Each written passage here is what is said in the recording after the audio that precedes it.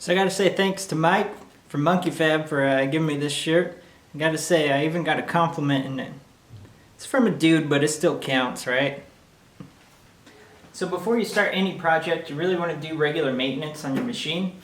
So right now I'm just going to check my anti-spatter level.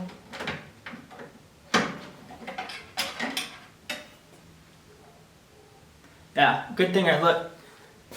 I'm about a quart low on that guy. So the first tip I'm going to give you is magnets suck. I don't use them at all. I suggest never buying them and never using them. A lot of people use them so that they can get them square, you know, just put it up there, rest the piece, tack it, pull it off and weld it. Some people I've seen weld it with it on there. As soon as these magnets go on, it messes everything up. It doesn't want to ground right. It's pulling, because of the magnetic, it's pulling on it and it messes with your wire real bad. And then it's still kind of magnetic afterwards. It pulls all the nasty little dirt crap right into the crack there. So if you tack it and let it sit for any amount of time, anything that touches near where this magnet's been will just get filled up with this, and then your weld's gonna suck. So instead of using this super simple way, I don't even like putting it on my table. Super simple way is I usually, like at work, I'll have some 2.5, 3-inch angle iron. Just wherever your mark is, just like that. Then all you have to do is rest it up there. And especially if you're trying to get it 2 cross beams, you can set your other one over here, put a level on it until it's good, clamp it, set your piece right in it, tack it, weld it up, no problems. Now the second tip I've got for you is when you're doing miters.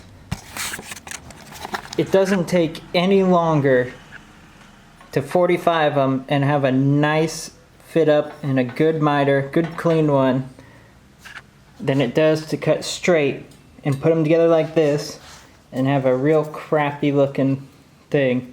This is my pet peeve when I look at things, when I see gates that are like this. Even if you cap it and put this over there, it looks like crap. Most people forget to cap it until afterwards, and then you get this big old bowed thing right here. And it takes even more time because then you got to cap it. So just save yourself the trouble. 45 them, super quick and efficient. Now tip number 3, the last one that I got for you, is to keep around as much angle iron and C-channel that you can.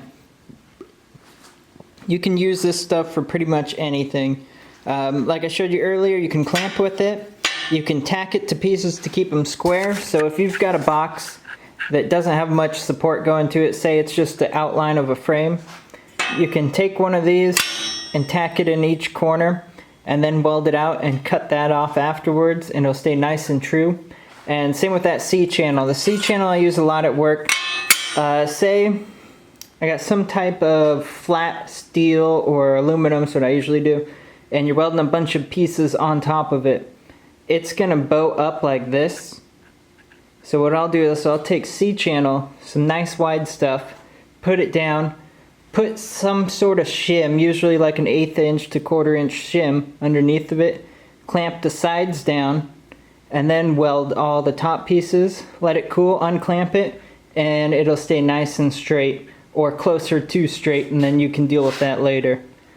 But C-channel and angle iron, 2 things I use every day. Alright guys, that's going to do it for today's video. I haven't had any time to work out in the shop. We've been remodeling the house, so sorry it's been so long. I'm going to try to do some quick little videos like this as often as I can. Can't promise anything though.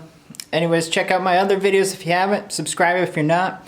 Leave a comment of whatever you want to see or what you need help with, and I'll try and respond. Alright guys, take it easy.